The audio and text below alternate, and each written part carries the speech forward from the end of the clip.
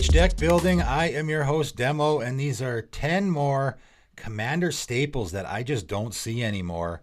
It's so funny to me, sometimes I'll go over my patrons' decks in Deck Doctor videos, or I'll actually play with them and I'll be like, oh man, there's a card I haven't seen in forever. That's why I make these videos. I just think it's funny and interesting. All these cards that were everywhere when I first started playing, and for many years before I started playing as well, and now you just never see them anymore. So I'm going to start out with Primeval Bounty. Hey, remember this card, everybody? If you haven't been playing Commander for, I guess if you've been playing for less than 2 years, you probably don't remember this card. But 3-4 years ago, it was very common to see. It was sort of an auto-include in a mono green deck. There's actually quite a few cards on this list this time that were sort of those mono green auto-includes. So many that I've already covered too, like Genesis Wave, that I don't really see anymore either. The big mono green decks that ramped really hard and played all these big splashy spells were just really common in the format 3-4 years ago.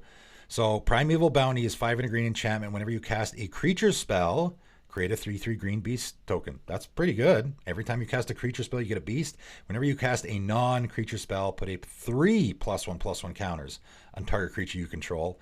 And whenever a land enters the battlefield under your control, you gain 3 life. So this really is that quintessential good stuff green card. It's not doing anything really specific. You could play it in a token theme. You could play it in a +1/+1 counter theme. You could play it in I guess even a green life gain theme, a landfall theme. It just goes in so many decks. That's why people played it a lot. Or even if you were doing nothing in there specifically, because it's doing so much, you would just throw it in every deck because it's helping you out. This also is sort of the quintessential, it's a 6-mana card that doesn't impact the board right away. I mean, I think it's still pretty good, but yeah, haven't seen it in forever. Another mono green staple that I haven't seen in forever is Regal Force. 4 green elemental, 5/5. When Regal Force enters the battlefield, draw a card for each green creature you control. How many people still play this card? This was the go-to when I first started playing Commander. If you were in a mono green deck, again, this was the go-to draw for you. You just play this, draw like 7 cards. It includes tokens. So if you have a bunch of tokens in play, you're going to draw for them as well. It was just a fantastic draw engine in a green deck, and nobody plays it anymore. And this is a case where there's just so many better options now that I don't think a lot of people will play it. It was in every mono green deck when I first started playing. I talked about in my What White Does Best video about how when you are concentrating too much on let's get white to draw really, really well, and I'll go on the record saying right now I think we're good. Like, enough with the white card draw and ramp. I've said this before. It definitely is the case now with cards like Esper Sentinel and I guess Welcoming Vampire and Armanta's Map. I think we're good. I really do. Okay, I play white a lot. I should know. And this is what happened with green, where green actually wasn't that good at drawing in Commander. And then they printed, Guardian Project, Great Henge, Rishkar's Expertise, Return of the Wild Speaker, and now it's maybe the best color at drawing cards in Commander, and Regal Force got completely pushed. I mean, 7 mana. There's just so many better options now that you just never see it anymore. Another Commander staple that sort of got pushed out for a different reason is Oblation. 2 and a white instant. The owner of target non-land permanent shuffles it into their library, then draw 2 cards. Now, I know this card still gets played. I think they even just reprinted it in C21. And I was like, wow, really, Oblation? I think we have some better options for reprints in a Commander set. But I just had a patron play this in a game recently. And again, I saw it and I was like, oh man, I haven't seen that card in forever.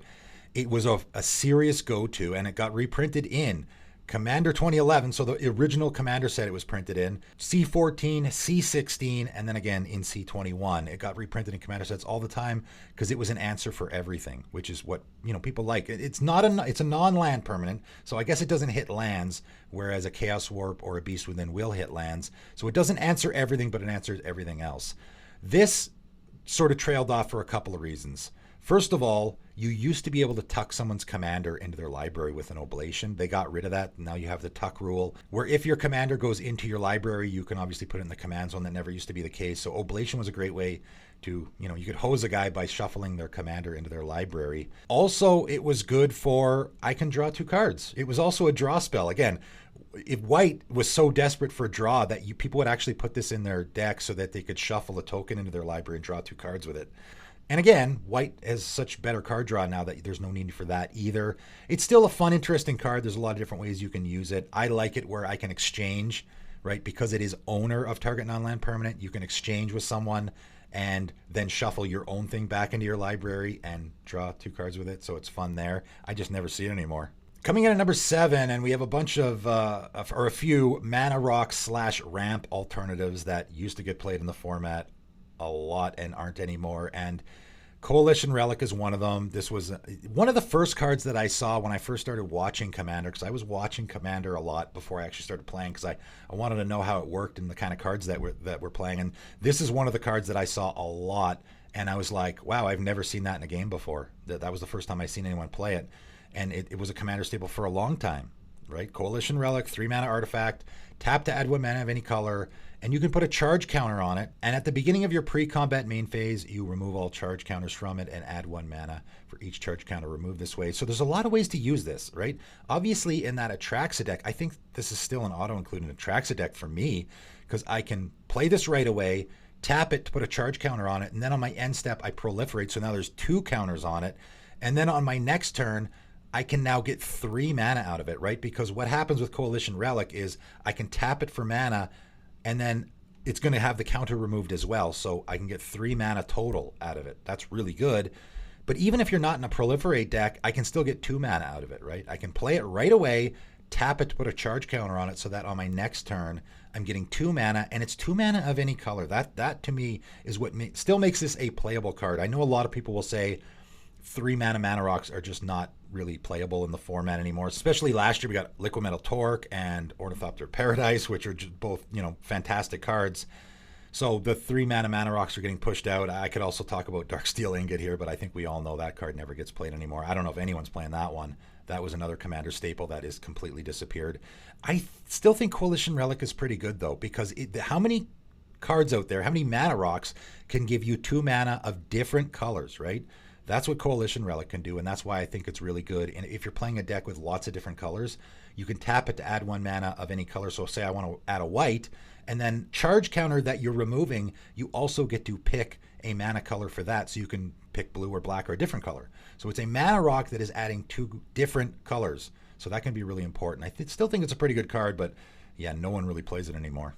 Another one that I used to see all the time is Extraplanar Lands, 3 mana artifact with imprint. When it enters the battlefield, you may exile a land you control. When a land with the same name as the exiled card is tapped for mana, its controller adds 1 mana of any type that land produced. So again, I saw this card almost in every game. It was very common in monocolor decks, especially like a mono black deck. And as we all know here, the trick is you play snow-covered lands. Everyone used to play snow-covered lands with this. If I have a snow-covered swamp, I exile it, and my opponent is playing regular swamps, they don't get the benefit. But if I exile a regular swamp, they do get the benefit. So that's why people played the snow-covered swamp, because it cares about name. But then you would get in the situation where everyone else was playing snow-covered lands for the same reason, and so they would. So it really ended up not really benefiting that much doing that. It really, I haven't seen this card in forever. It used to be very common as in a monocolored deck for boosting your mana. Even in mono green decks, I would see this card. It really fell off. And also, a lot of times what would happen is you would play it, you had to exile your own land. So on turn 3, you exile the land, so now you're down to 2 lands. And if someone removed it right away, you just exiled your own land for nothing. So that kind of sucked. I think that, again, it was a risky play. So for that reason, it sort of trailed off in popularity.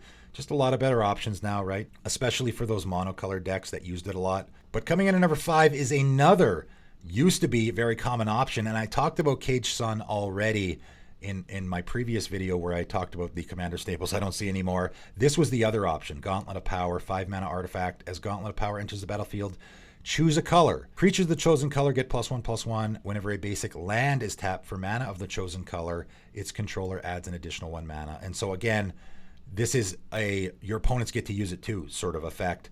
And unlike Caged Sun, which is only for you, this was a cheaper option. It does the same thing, but it was a little bit cheaper, and your opponents got to get advantage of it as well. But when you're in a monocolored deck, if I'm playing a mono red deck and I use this, and it was very common in mono red decks, there probably isn't going to be any mono red players at the table. I'm going to be the only one, so I'm going to be getting more advantage out of it than anyone else. And if my opponent is playing like a Grixis deck, now only their basic lands tap for extra mana. So if they don't have any basic mountains, they're not getting any. Like if they have a Blood Crypt, that's not tapping for extra mana. It's only basic lands. Even though it is symmetrical, sort of, typically you would be getting so much more advantage out of it than your opponents that it wouldn't matter. Again, though, I guess there's better options, right? Isn't there? I mean, maybe the ramping options are a lot better. The mana rocks are a lot better. So these mana doubling effects like Gauntlet of Power and Cage Son and Extra Planar Lens have really just fallen off because there's just so many better options for ramping and mana rocks and stuff like that, right? Never see this card anymore. Coming in at number 4, Beastmaster Ascension. 2 and a green enchantment. Whenever a creature you control attacks, you put a quest counter on Beastmaster Ascension. As long as Beastmaster Ascension has 7 or more quest counters on it, creatures you control get +5/+5. So again, this is another card that I had not seen in forever until one of my patrons slapped it down in a game, and I was like, oh yeah, I remember that card. Another card that was an auto-include in every mono green deck. It was an auto-include even in like a 2 or 3 color deck. If you were in any sort of, in a remotely aggro theme, this was going in your deck. It was going in the Elves deck. Even if you were playing a blue-green Merfolk deck, you were putting it in there. It just went in so many decks. Again, another card that was printed in C14, C15, C16, Commander Anthology, because everybody was playing it. Never see it anymore. I'm assuming there still is a lot of people that probably play this. It is a really good card. It is really easy to get those counters on it. And the added bonus is when you attack, if you get up to the 7 counters right away when you attack, immediately your team that you just attacked with gets the +5/+5. It's a great commander card. Has really fallen off. I think this is a case of maybe aggro strategies in general have fallen off, so you don't see it as much. Still pretty good card though. Coming in at number 3 is Villainous Wealth. X, blue, black, and green. Sorcery. Target opponent exiles the top X cards of their library. You may cast any number of spells with mana value X or less from among them without paying their mana costs. So this is essentially sort of a Genesis wave, but for your opponents. And man, I saw this card a lot back in the day. I don't see it anymore. Again, there probably is a few people out there that still play it.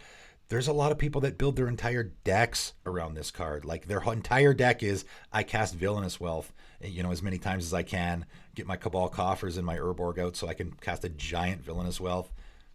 Okay, I don't see this card anymore. It's still a fun, interesting card in a commander game. I always thought it was kind of funny how, I just think I Genesis wave myself and get the stuff that I want from my deck into play is always going to be better than doing it to my opponents where I'm just getting random stuff that might not synergize with what I'm doing. But, people like it. It's fun. No question. I never see this card anymore. I used to see it all the time. A lot of Tasigur decks like playing this card as sort of a win con in that deck. Again, people used to build their entire decks around this card, and I haven't seen this card in years. So do people still play it? I haven't seen it. Another card that I never see, and I know people are going to think I'm crazy for saying this, but I don't really see this anymore, is Aura Shards. 1 green and a white enchantment. Whenever a creature enters the battlefield under your control, you may destroy target artifact or enchantment. It's a fantastic card. It's unbelievably good in a commander game.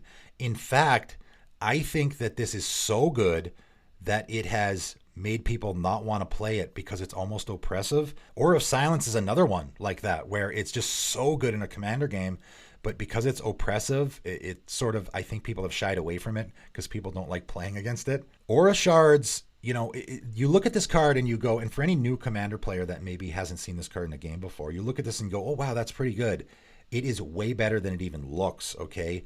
What this card actually reads is, when Aura Shards enters the battlefield, destroy all artifacts and enchantments your opponents control, and your opponents can't play artifacts or enchantment spells. That's essentially what this card reads, because you're going to play it, and it's going to be in a creature-heavy deck, right? Like a token theme or something like that, and you're very quickly going to have a whole lot of token creatures or any creatures enter the battlefield and just destroy all your opponent's artifacts and enchantments, and then your opponents aren't going to play them, right? If you have a Smothering Tithe or a Rhystic Study or even a Mana Rock in your hand, you're not going to play it if there's an Aura Shards in play, right? So what Aura Shards becomes is your opponent just can't play artifacts or enchantments, or else they'll get destroyed right away. So why would they waste it, right?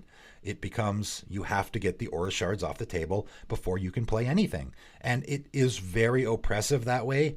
And I think that's the reason why a lot of people started not playing it, because it is that way. I mean, it's a great card, but it does make for a little bit of it's a little stacksy. To be quite honest, it's a little stacksy.